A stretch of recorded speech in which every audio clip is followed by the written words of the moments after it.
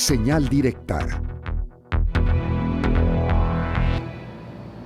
Ante una semana complicada que se ha vivido a causa de los movimientos telúricos, en verdad que la expresión, aunque suena más a meme o a broma, es la de ya por favor.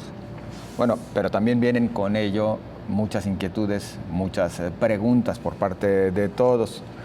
Hoy saludamos a Ricardo García de Alba, coordinador de la licenciatura de Geofísica en el Centro Universitario del Sur de la Universidad de Guadalajara. Maestro, gracias por acompañarnos. Muchas gracias por la invitación. Aquí estamos a sus órdenes. Pues ahora sí que tantas preguntas que existen, dudas respecto a lo que está sucediendo. Sí nos ha tocado vivir ya en otros momentos de la vida a algunos de nosotros, pues sí, circunstancias similares de sismos, pero ahora sí que la recurrencia y la cantidad de réplicas y algunas de estas de magnitud importante, pues sí mantiene preocupados a la mayoría. ¿Cómo se puede responder a todas estas inquietudes en principio? Bueno, esto es parte de la dinámica natural, o sea, de la cantidad de energía que se acumula en las placas tectónicas, en las zonas de subsidencia, pues evidentemente no responde a ninguna lógica más que a la propia lógica terrestre, ¿no? Y la liberación, el rompimiento de estos esquemas elásticos, de las rocas que son tan elásticas, se rompe y se libera energía. Y esto es constante, o sea, las placas se mueven de manera constante a velocidades distintas y con direcciones caprichosas, o sea, no responden a un patrón en particular. Entonces, es parte de la vida misma del planeta, o sea, esto es interminable y ha sucedido durante millones de años y seguirá sucediendo. ¿Cuánto pueden durar estos sucesos así consecutivos como los que hemos vivido? Híjole, no, pero se puede estar temblando, de hecho tiembla todo el tiempo. Todo el tiempo. Lo que pasa es que no lo sentimos.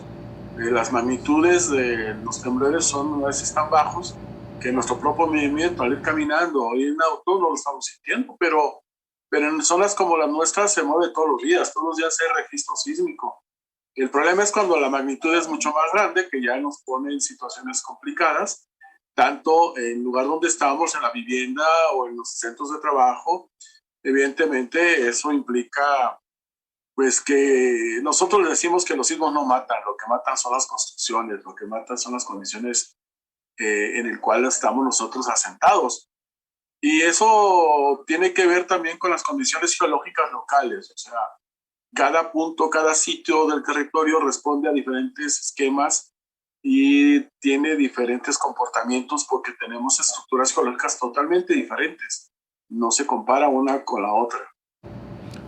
Por supuesto, y de ahí que vemos cómo siempre se ve más impactada, por lo menos inclusive se perciben con mayor intensidad los movimientos telúricos en la Ciudad de México con respecto a Guadalajara, que se encuentra sobre JAL, y así podríamos hablar de las diferentes regiones, maestro, pero bueno, todo un tema a desarrollar sin duda lo que nos acaba de comentar usted.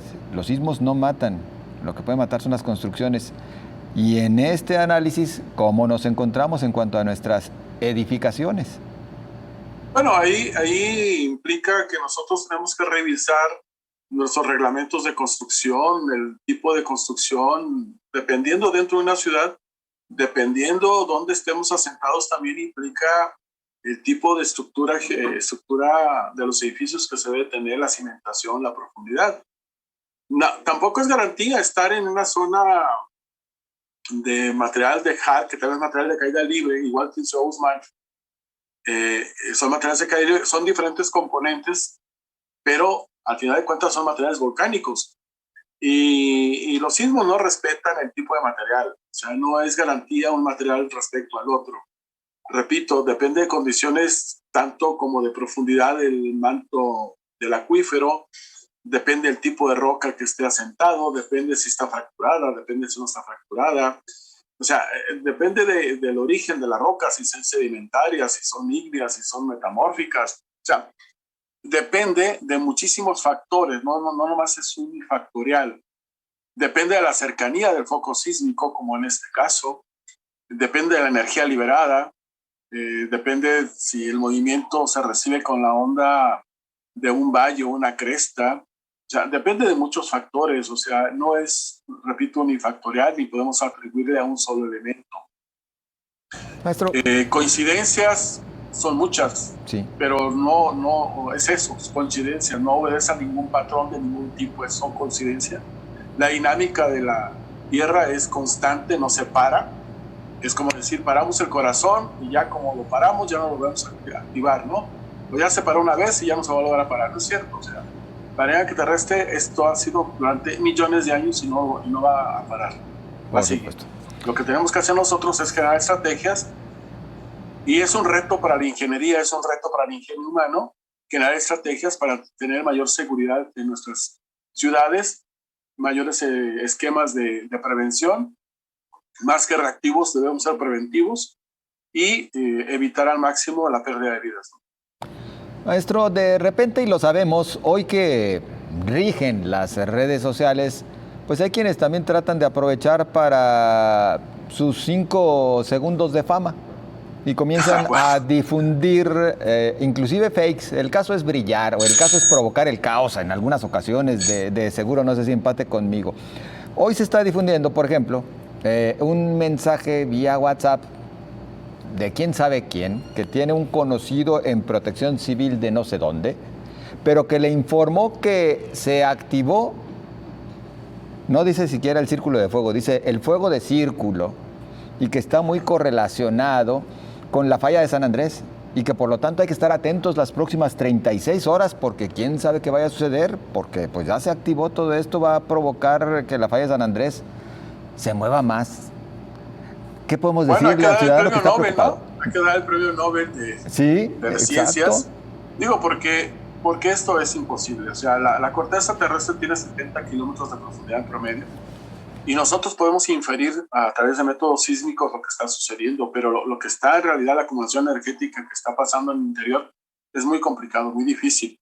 Eso son especulaciones, son, como tú dices, gente que quiere desinformar, y desafortunadamente, en vez de que la gente se pregunte a las instituciones, pregunte al Servicio Sismológico Nacional, o se acerque a las universidades para preguntar qué está sucediendo o qué debemos de interpretar de esto, y no hacerle caso a estas noticias realmente especulativas. Digo, nosotros estamos, el cinturón de fuego del Pacífico rodea toda la Tierra, y es por donde se han acumulado una cantidad de sismos y volcanes a nivel mundial. Y evidentemente nosotros en todo el país, toda la franja pacífica, estamos en la zona de alta sismicidad, ¿no? Y eso no significa que alguien tenga la varita mágica o la esfera de cristal para decir que mañana y a tales horas, hasta con fecha, hora y minutos. Eso es realmente una situación que no debemos de tolerar, que no debemos de permitir, y que debemos separar, y que esta gente, más que ayudar, perjudica, genera terrorismo informativo, terrorismo, intranquilidad, miedo. Y pues a esa gente le conviene que sean así las cosas, ¿no? Yo a ese tipo de cosas les diría a la población en general que no les hagan caso, que la ciencia todavía falta mucho por poder identificar en qué momento se trabaja mucho en muchas cosas, pero todavía no podemos predecir un sismo, todavía no podemos hacer esto. O sea, todavía nos falta mucho por delante. Hemos desarrollado muchas tecnologías, muchos instrumentos de medición, nos hemos aproximado a muchas cosas, pero todavía nos faltan muchas cosas. Exactamente. Y entre ellas esta, ¿no?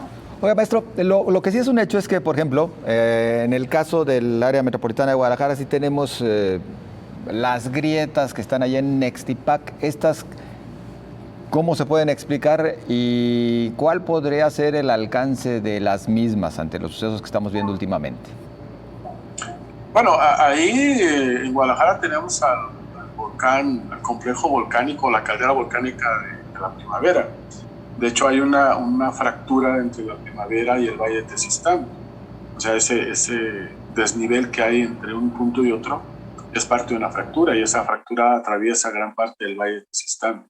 Lo que pasó en Nextipac hace tiempo es también parecido a lo que está pasando en Ciudad Guzmán y en la Ciudad de México, que es subsidencia. Por eso, esta es extracción de agua, es compactación de estas estructuras al momento de sacarle los líquidos fluidos al subsuelo. El subsuelo, por naturaleza misma, al no tener ese amortiguamiento, se desploma, se compacta, nosotros le llamamos litificación, porque esos espacios que ocupaba el agua ya no los ocupa y entonces el peso de la columna de material, que puede ser 300, 400, 500 metros de profundidad, se colapsa, se compacta y por lo tanto la parte superior se ve afectada rompiéndose en la parte superior de la misma, ¿no? Y Claro. esto está sucediendo en muchos lugares del mundo. De hecho, la subsidencia es un problema de atención mundial, ¿no?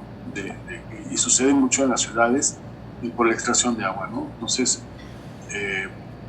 aquí la situación es generar otro tipo de estrategias diferentes a las que estamos viendo. Maestro, lamentablemente el tiempo se viene encima y le preguntaría, aunque para una breve respuesta, y lo que también se viene señalando respecto a que estos movimientos telúricos pueden activar o reactivar al volcán Colima, que dicho sea de paso, pues nunca se ha mantenido inactivo, que sepamos, ¿no?